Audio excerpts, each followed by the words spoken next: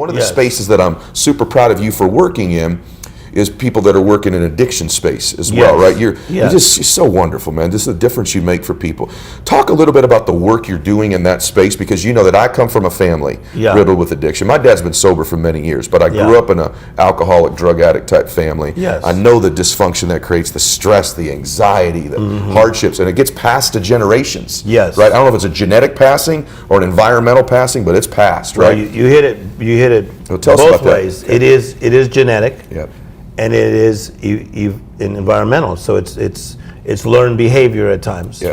And so for me, you know, many times you don't realize how dysfunctional your family is until you get older. And then you're like, you think everyone's family's this screwed up or something. Then you're like, wow, how do I get out of there? And then there's three things that can happen. You can get intimidated, frustrated, or you can get motivated. So I feel like guys like us, instead of just getting intimidated, frustrated, I got motivated to change. Me too. But at the same time, I had inherent weaknesses that I did not know I had because they came from my father and my father's father. They were passed down. Me too. So, you know, I would say that the biggest setback I've had in my life is to be divorced. I married into a very powerful family. And I married into a family where I still call my father-in-law. He was an aide to 3 of our presidents. He's a brilliant man, double doctorate, and married to his daughter for 13 years, and it doesn't work. It was like, wow, we should have like dated 3 times and that was it. There was nothing there. There was no energy. She didn't like what I did for a living. She didn't like the energy of what became Tim Storey. And it was a very difficult thing because divorce is divided force. So you have force, and now I had divided force. And it was the first time that I felt that people could pick on me and really have good information. So a little bit legitimate criticism. That's a good way of saying it. So they're like, wow, look at him, oh, Mr. Happy, Mr. Everybody. I know for a fact he went through a divorce. And then people can then start rumors and start things. I will say this to you, I did not handle it well. When I say I did not handle it well, I was never verbal. I never fought back, I never protected myself, but I was inwardly in a lot of pain. I felt a lot of pain and a lot of shame. I really did. For a long time. And that comes with everybody's mistake or misstep, with that, right? That's, I think, where you're going down that track too. I just want to jump in on that. Like, it could be your divorce that gives you shame or pain. It could be your drinking that does it. It could be your drug addiction. It could be you're addicted to watching porn. It could be you could be, you don't know how lazy I am. You don't know how often I make a promise I don't keep. It could be those things, right? What's the path out of that for somebody? The path out of that is, number one, what's the path out for you? Psalms 103 says, that God does not treat you as your sins deserve. The word treat is a very interesting word because most people are used to a treatment. And like, let's say if your father's bothered with you, he may not say something, but it's a look. You're like, oh man, I didn't even do anything, just give me that look. So he's treating you, or the mother that maybe would give you the silent treatment. So the Bible says God does not treat you as your sins deserve. So when we fail, we always feel like, oh, I deserve something. Psychologically and emotionally, we think we deserve something. And so it's very, very common when people meet me and they know that I'm a spiritual cat, if they know that they're up to some bad crap, because I'm with a lot of famous rappers. And they'll like meet me and they're like, oh, dude, you know, like, just so you know, I've been off weed for like a week. I'm like, I'm not even talking about weed. It just comes out, their confession. So my way of getting around this is that God does not treat you as your sins deserve. For as high as the heavens are above the earth, so great is his love for those that fear him. I will tell you that even when I made bad choices, I still loved God. I just didn't have my crap together, but I still loved God even when I was making bad choices. And then last thing on this, it says, for he knows your frame. The know in the Hebrew, the word is the word yada, which means more than he's familiar. It means he knows it, he knows it, he knows. So this is the amazing thing about your life, okay? Coming from what you came from, when God chose you, he knew what he was getting into. He knew, man, he may lose his temper, right? He may get too feisty. He may do something crazy. But see, God would never give you the invitation if he was overly concerned about your limitation. Oh my gosh, come on, brother. Do you love it? I love it. I'll just be honest with you. Okay? Yeah. This is my favorite conversation I probably ever had. I'll be honest with you. Like, don't you feel good right now watching this? Don't you?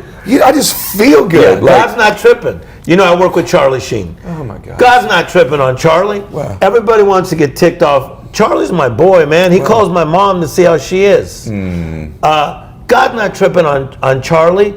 He knows his frame. Wow. He comes from addiction. Yes. Okay? Yes. He's an addict. Yes. Okay? Yes. God's not tripping on Robert Downey. I mean, look where Robert came from. First time I met Robert, started working with him in 1998. He became Iron Man. Yeah. What made $60 million last year. God's not tripping on our frame. Wow. He is not tripping on our frame. Wow. And that's so important that we don't paralyze our kids in their current situation and thinking that's it. No, that's not it. Wow. He's going to make a way where there was no way. Talk about a comeback. Yes. All these people watch is like, I want to come back. Like, so if I'm watching this, by the way, here's what's crazy. Whether it be Robert Downey Jr. or Charlie or Oprah or Harvey or whoever it is that you've worked with, right? Yeah. This is what's amazing about the social media space, access to something like this. Yeah. When the elite or the best in their field, and I don't care whether they're an actor or they're the best school teacher in the world, both impress me equally, and I know they do with you as well, right? Yes. But when the best in their field can get access to you, and everybody else here can as well. Yes. You can have access to this same person. You can have access to his inspiration, his mentoring, his coaching, his information. So I don't always want to do this at the end. Yes. I like to do it now. How does someone, I can tell them going, they've already searched you, they're already following you on Instagram probably, right? Yes. But beyond Instagram, where else can someone find you and start to engage with you? How do they do that? Okay, so at timstorey.com, Okay. we offer some really unique mentoring programs. Okay. And one of them is I'm spending more time with people and doing a 60-day program to take you from recovery to discovery. And here's what happens. Most people, they spend their whole life in the recovery zone because they're constantly trying to fix something about themselves. So this is the comeback, so to speak, isn't it? This is the comeback. Okay, so we have different plans. One's a 60-day recovery program. Online mentoring. So there's a lot of things on timstorey.com that they can go to. Okay. But let me just explain the comeback to you. Give it to me. Okay. It's really cool to know Oprah Winfrey because she's like you and she's like me. She's very down, man. She's cool. And we were talking about something, and she said about a person that was struggling. And I said to her, "Now, Oprah, you got to remember, a comeback is not a go back. A comeback is not a go back.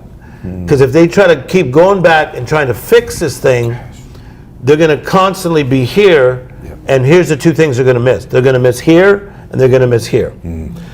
They'll never be present, and they'll never be future. It's beautiful. Because they're always looking back trying to fix it. Yes. So it's like a woman who's having trouble with their kids, and they're constantly just going back trying to fix it. Had I not got pregnant at 14, fix it. A guy who's struggling, fix it. Okay. So a comeback is this. Okay. Number one, take responsibility for your bad choices. And I work with, as you know, the most powerful people on the planet, but all over the world. I am life coaching people from all over the world, from India to South Africa, Europe, guys that own billion-dollar companies. Number one, doggone it, take responsibility. Man up. Okay. One super powerful celebrity you know, his manager said, nobody has ever talked to him that way. Nobody. You're lucky he didn't slam you up against the wall, but yet you made the guy cry.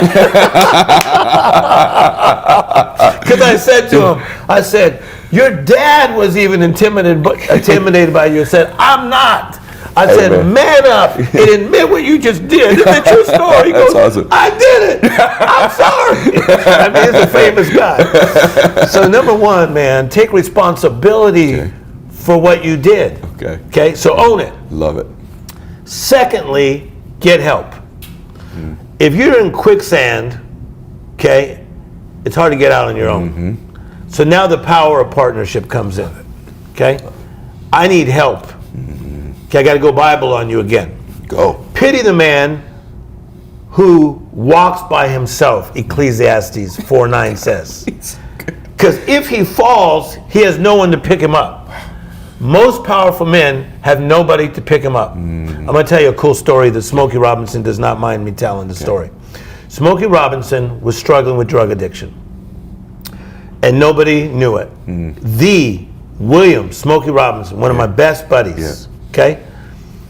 He was struggling with drug addiction. So he's in a big mansion, struggling with drug addiction.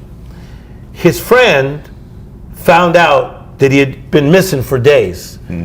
Keeps ringing the door, knocking the door, but he knows Smokey's got to be in there because no one can find him. He's got to be in there. Okay. True story. Okay. Goes to the shed, somehow finds an axe in a gigantic mansion. Oh my gosh. Axes down the damn door. Oh my gosh. Finds Smokey strung out on drugs in the bathroom on the floor. The Smokey Robinson, strung out, dying on the floor. His friend loved him enough to take a damn axe and axe the door down.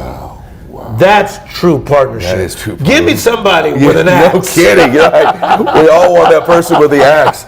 Man, is that powerful? I didn't even know that. I've never even heard that before. That is powerful. So you got, I'm just processing this. So you got to take responsibility. You got to ask for help. You got to ask for help. Okay. Look for the right partners. But I want to partner with someone like you or me. Right. I want somebody that's been in the trenches. Yes, I agree. That's why they come to me. Wow. They do come to you. I'm coming to you now is what's actually going to happen from here. But that's what they come to me because I understand the crap. Yeah. My father died when I'm 10. My brother passes away because of drug problems. I got pain. Yeah. I got pain. Yeah. So I don't care how powerful the person is, and their pain may be small to someone else. It's just TMZ did a story. I'm like, that's not that bad. Right. That's what I'm really thinking. Right. But they're like, what am I going to do? Right. But I understand the pain, man. Yeah. You got to get somebody that understands. They turn their test into a testimony. They've been through it. All right, we got like 60 seconds left. Yes. Okay. I'm inspired. I've been watching you. Yes. I've got access to you now. I'm now on timstorey.com. Yes. I've got this plan for my life. I've got some drive. I'm feeling pretty good. And Tim's got 1 minute with me. Tim can say, hey, brother, hey, sister, here's what I want you thinking or doing. What would it be? Look right at him and tell him. Okay, this camera right there. Okay. The whole idea is that you may not be what you want to be, but thank God you're not what you used to be. Okay? So it's very, very important not to just look at your losses. So you may not be what you want to be, but you're not what you used to be. You've come a long, long, long way. And that's what is working for you. Today's decisions are tomorrow's realities. Start today. Exercise today. Think big today. Read today. Meditate today. Get around positive people today. Today's decisions are tomorrow's realities. Your life is going to turn out amazing.